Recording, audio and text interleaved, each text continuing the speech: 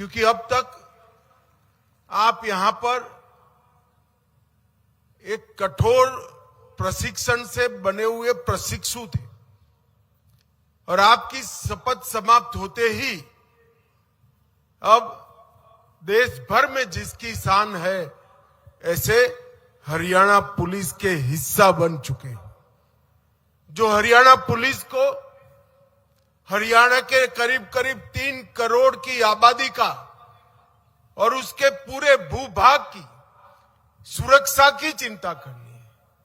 और हरियाणा जिस प्रकार की भूगोल को संजोता है, एक प्रकार से देश की राजधानी का भी रक्षा करने का जिम्मेदारी आपका ही बनता है। और एक गौरवमयी परंपरा के साथ आप सब जुड़े हैं, जहां कर्तव्य से ऊपर कुछ नहीं होता और कर्तव्य ही सब कुछ होता है, ऐसी परंपरा से आप जुड़े हैं। मुझे बताया गया विश्वास, दक्षता और टेक्नोलॉजी तीनों से आपको प्रशिक्षित करने का काम किया गया है। मैं फिर से एक बार आप सभी को बहुत बहुत बधाई देना चाहता हूं। मित्रों, हम सब जानते हैं कल 25 दिसंबर है और अटल जी का शताब्दी का वर्ष है। मैं यहां से पंचकुला में अटल पार्क में अटल जी की प्रतिमा का अनावरण करने जा रहा हूं। मित्रों, अटल बिहारी वाजपेयी एक जन्मजात देशभक्त, कुशल प्रशासक, हृदय से कवि, परंतु जहां देश की सुरक्षा और प्रगति का सवाल आता है वहां चट्टान से भी ज्यादा कठोर और अटल थे। इन्होंने आपातकाल से लेकर कई सारे संघर्ष देश के लोकतंत्र को मजबूत बनाने के लिए किए। वो जब प्रधानमंत्री बने तब पहले कभी कांग्रेस में न रहे हुए प्रधानमंत्री बनने का सम्मान श्री अटल बिहारी वाजपेयी को मिला था और उन्होंने 5 साल तक पहली गैर कांग्रेसी पूरा टर्म करने वाली सरकार चलाने का भी सम्मान प्राप्त किया। उन्हीं के समय में 98 में भारत आणविक शक्ति बना और विश्व भर के विरोध को दरकिनार कर भारत की रक्षा को सुदृढ़ करने का काम किया। आज हम यहां से जाकर अटल जी की प्रतिमा का अनावरण करने वाले हैं। अटल जी की ये प्रतिमा कई सालों तक पूरे हरियाणा के युवाओं को एक आदर्श जीवन कैसा होता है, जन समर्पित नेता कैसा होता है, कुशल प्रशासक कैसा होता है और देश के लिए जीने वाला व्यक्तित्व कैसा होता है, इसकी मिसाल सबको देता रहेगा। मित्रों, आज 93 बैच के 5161 जवान यहां पर मेरे सामने उपस्थित हैं और पहला मोर्चा हमारी बच्चियों ने संभाला है, महिलाओं ने संभाला है। मुझे देखकर बहुत खुशी होती है। मैं सभी को कहता हूं, बच्चियों के लिए एक बार जोर से ताली बजाओ जरा। रक्षा पंक्ति में, पहली पंक्ति में देश की युवा बेटी जब खड़ी रहती है तो देश की सुरक्षा का भरोसा अनेक गुना बढ़ जाता है मित्रों। और इस परिवर्तन देश के लिए निश्चित ही शुभांकर ही होगा। 39 सप्ताह की व्यवस्थित, कठोर और दक्षता पूर्ण बनाने वाली एक ट्रेनिंग का आपने समापन किया है।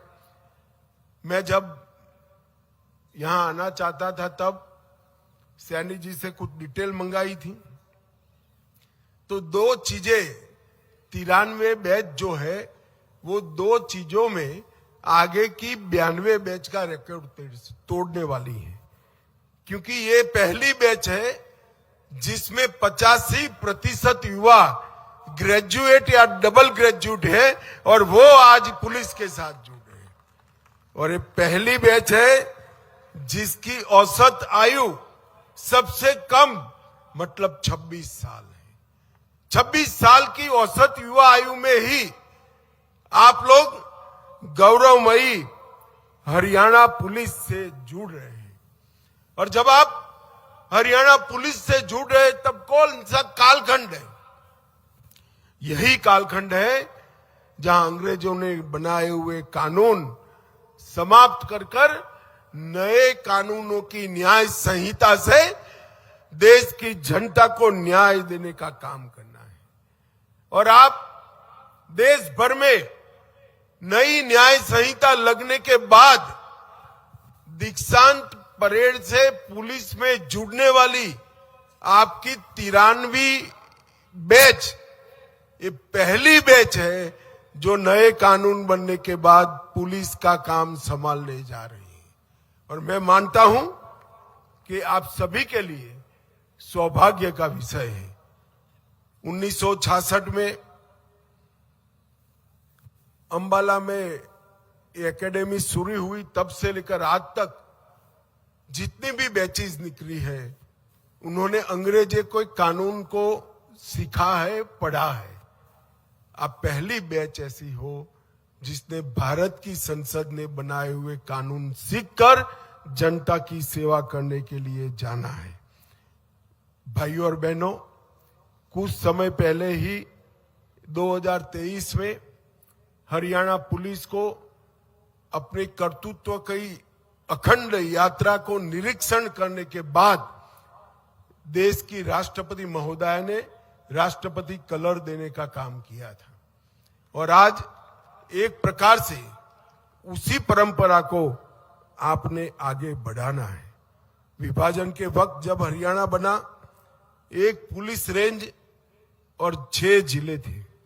आज हरियाणा पुलिस एक विशाल वट वृक्ष बन चुकी। 5 रेंज, 19 जिले, इसके साथ रेलवे पुलिस, साइबर क्राइम, कई प्रकार के पुलिस के अंग उपांगों से युक्त हरियाणा पुलिस देश भर की पुलिस में सबसे आगे रहने वाले पुलिस बल में शुमार होती है। 77,000 का आपका स्वीकृत क्षमता का कार्यबल हमेशा हरियाणा की जनता की सेवा के लिए उपलब्ध रहता है।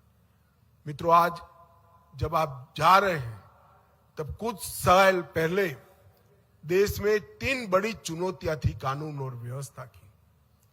वामपंथी उग्रवाद, जम्मू कश्मीर का आतंकवाद और नॉर्थ ईस्ट के अंदर काम करते हथियारी ग्रुप। मगर जब आप 10 साल के बाद ज्वाइन कर रहे हो, मोदी जी की सरकार बनने के 10 साल के बाद, तब ये तीनों क्षेत्र में शांति हो चुकी है और एक प्रकार से देश ये तीनों मोर्चों पर सुरक्षित है। परंतु आंतरिक सुरक्षा की जिम्मेदारी आज भी इतनी ही है। नई तकनीक को जनता की सेवा के लिए लागू करना ये आपकी बैच के लिए सबसे बड़ी चुनौती बनने वाली है। नए कानूनों में जो फॉरेंसिक साइंस का रोल तय किया गया है, कोई भी 7 साल की सजा से ज्यादा सजा प्राप्त कर देने वाला गुनाह, उसकी क्राइम सीन की फॉरेंसिक विजिट को कंपलसरी कर दिया गया है। और उसका उद्देश्य, एकमात्र उद्देश्य है कि दोषियों को सजा सुनिश्चित करना। जब गवाही व्यक्ति के आधार पर होती है तो कोर्ट में आपने पेश की हुई गवाही खरी उतरेगी या नहीं उतरेगी, इसका कोई गारंटी नहीं। परंतु गवाही जब तकनीक के आधार पर होती है तो कोर्ट में वो खरी उतरती है और दोषियों को जेल में भेजने का काम कर रही है। मित्रों, हरियाणा पुलिस ये 3 नए कानून और सारे सुधारों को लागू करने में देश भर में 1 नंबर का स्थान प्राप्त करती है। मैं हर सप्ताह सभी आंकड़े देखता हूं और यही परंपरा को आपको आगे बढ़ाना है।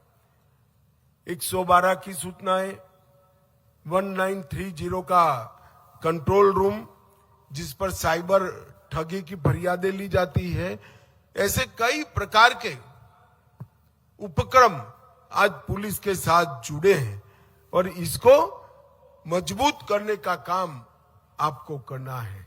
आने वाले दिनों में हरियाणा देश का अग्रणी राज्य बनेगा, मगर कुछ चुनौतियां भी दिखाई पड़ती है।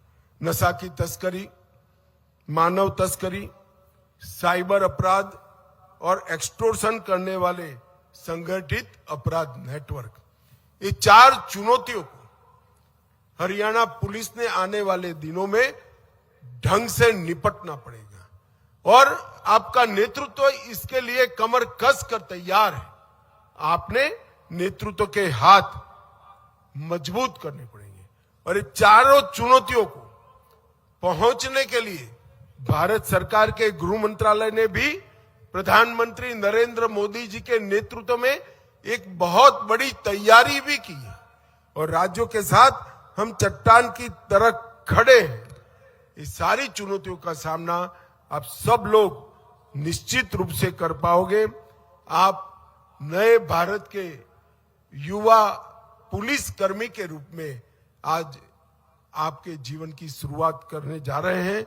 मैं हृदय से फिर से एक बार आप सभी को बहुत बहुत शुभकामनाएं देता हूं और आशा करता हूं कि आज जो आपने शपथ ली है वो शपथ आपको आपकी करियर में उत्कृष्टता के शिखर पर पहुंच जाएगी। और मैं नायब सैनी जी का भी धन्यवाद करना चाहता हूं। पहले मैं भाजपा के कार्यकर्ता के रूप में हरियाणा कई बार आता था, तब सबसे बड़ी फरियाद थी कि नौकरी चाहिए तो खर्ची भी देनी पड़ेगी और पर्ची भी देनी पड़ेगी।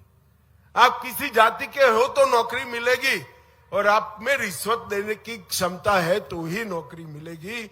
हरियाणा को सैनी जी ने खर्ची पर्ची बगैर नौकरी का राज्य बनाकर बहुत बड़ा काम हरियाणा की जनता ने किया है और इसका नतीजा आज मेरे सामने है। 5000 युवा अपने मेरिट्स के आधार पर राज्य को सुरक्षित करने के लिए, राज्य की सेवा करने के लिए मेरे सामने खड़े हैं। इस शानदार परेड कर अपने योग्यता को भी आपने सिद्ध किया है। मैं फिर से एक बार आप सभी को बहुत बहुत साधुवाद देता हूं। वंदे मातरम। भारत माता की जय।